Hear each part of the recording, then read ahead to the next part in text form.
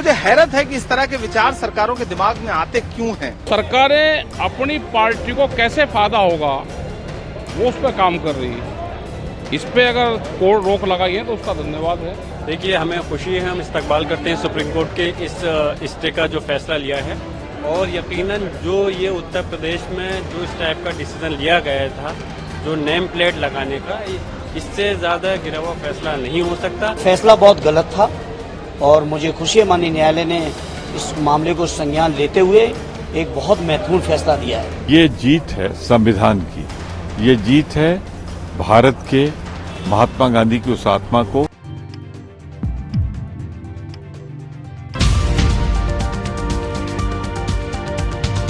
अस्सलाम वालेकुम, आदाब दोस्तों, मैं हूं शम्स सईद और आप देख रहे हैं हर खबर आप तक।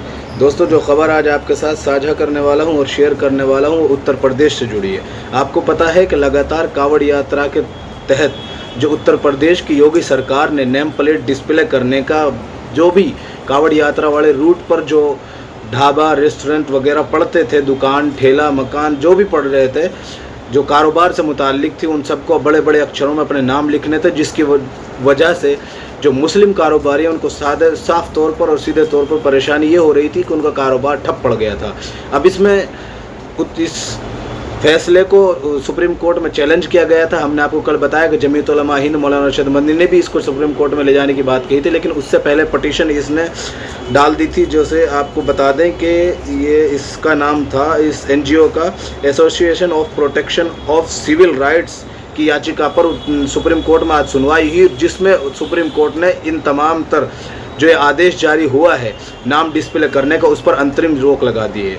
आपको हम आखिर में सुनाएंगे, कुछ नेताओं ने इस पर अपनी प्रतिक्रिया भी दी है, कांग्रेस के और अन्य नेताओं ने भी इस प्रतिक्रिया दी है, लेकिन उससे पहले हम आपको ये खबर पूरी बता देते हैं। सरकारी निर्देश पर रोक, सुप्रीम कोर्ट ने कहा कि दुकानदारों को अपनी पहचान बताने की ज़रूरत नहीं है। नई दिल्ली, सुप्रीम कोर्ट ने उत्तर प्रदेश में कावड़ यात्रा मार्ग पर होटल ढाबा रेस्तरां फल और खान पान की दुकानों पर मालिक का नाम लिखने के योगी आदित्यनाथ के सरकारी आदेश पर अंतरिम रोक लगा दिए। सुप्रीम कोर्ट के 2 जज जस्टिस ऋषिकेश रॉय और जस्टिस SVN भट्टी की बेंच ने NGO Association of Protection of Civil Rights की याचिका पर नाम लिखने के आदेश पर अंतरिम रोक लगाते हुए राज्य सरकार को नोटिस जारी किया है।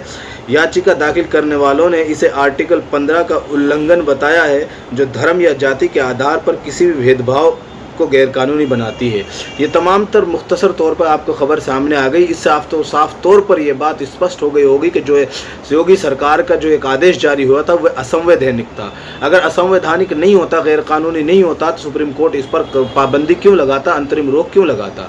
आप अंदाज़ा कीजिए कि जब उत्तर प्रदेश की सरकार के अंतर्गत मुजफ्फरनगर जिले में ये आदेश लागू किया था वहाँ के प्रशासन ने, तो इस पर रोक लगाने के बजाय उत्तर प्रदेश के जो मुख्यमंत्री हैं योगी आदित्यनाथ, उन्होंने इसका तुष्टीकरण करते हुए एक तरह से कह लीजिए सियासी उस सरगर्मी को तेज़ करने के लिए और हिंदू हितैषी दिखाने के लिए अपना आप को इसको पूरे राज्य में जो है लागू कर दिया था, और जगह जगह पर लोगों ने बड़े बड़े नेम प्लेट और डिस्प्ले किए थे, जिसके साफ तौर पर ये असर हो रहा था कि जो मुस्लिम कारोबारी थे, रेस्टोरेंट होटल ढाबा ठेला वाले जो भी लोग थे, उनसे लोग खरीदने में कतरा रहे थे।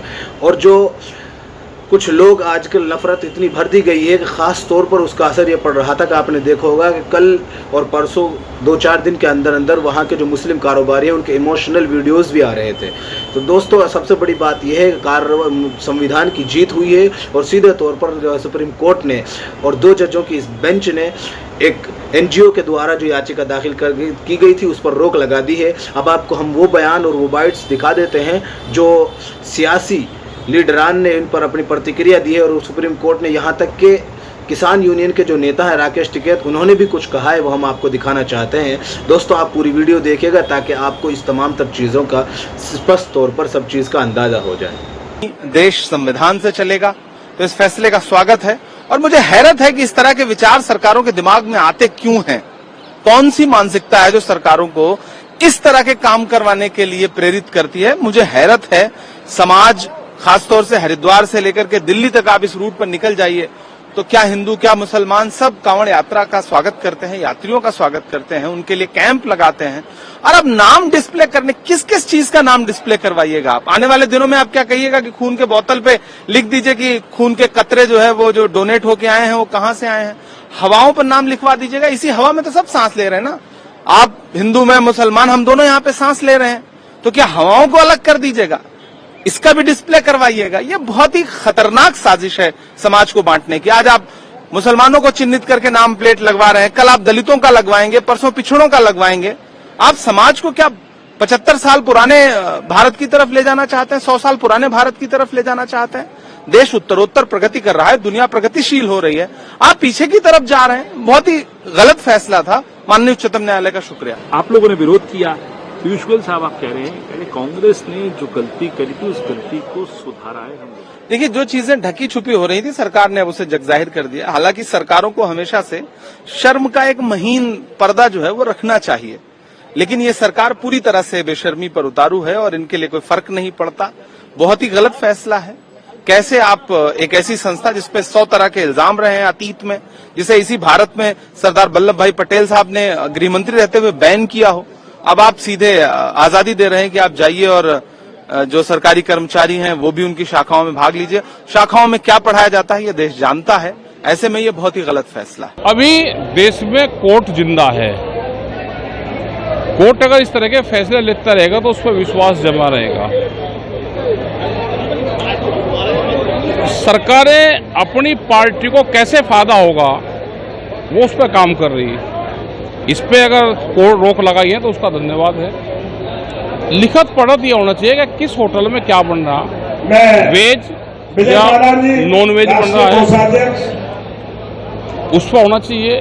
वेज है, नॉन वेज है, वेज और नॉन वेज दोनों है, या ऑर्गेनिक है, ये चीजें होनी चाहिए। ये जो जातियों का जहर घोलना चाहती है ये गलत है। हम इसके विरोध में। जवाब मांगा तीनों सरकारों से। बिल्कुल सरकारों को जवाब देना चाहिए और टाइट होना चाहिए। सुप्रीम कोर्ट को अपनी पावर दिखानी चाहिए। देखिए, हमें खुशी है, हम इस्तकबाल करते हैं सुप्रीम कोर्ट के इस स्टे का जो फैसला लिया है।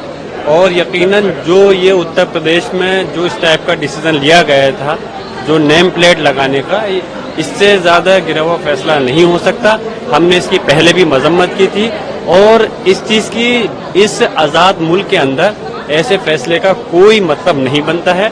और भारतीय जनता पार्टी उसको दिख गया है कि उत्तर प्रदेश के अंदर उसका काफ़ी हद तक गिराव डाउन हुआ है।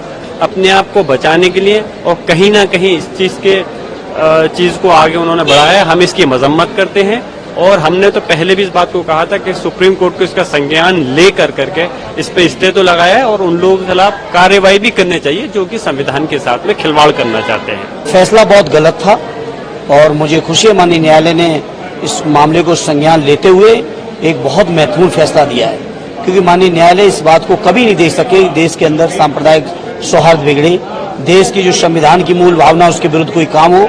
ये बीजेपी के लोग केवल नफरत फैलाने के लिए और अपनी सरकार बचाने के लिए इस तरह के फैसले ले रहे हैं, जिसको माननीय न्यायालय ने स्टे लगा के, रोक लगा के बहुत स्वागत योग्य काम किया। ये जीत है संविधान की, ये जीत है भारत के महात्मा गांधी की उस आत्मा को जिसे इन्होंने कहा था अस्पृश्यता निवारण, जाति मिटाओ, धर्म के भेदभाव मिटाओ, उसको इन्होंने कायम किया था।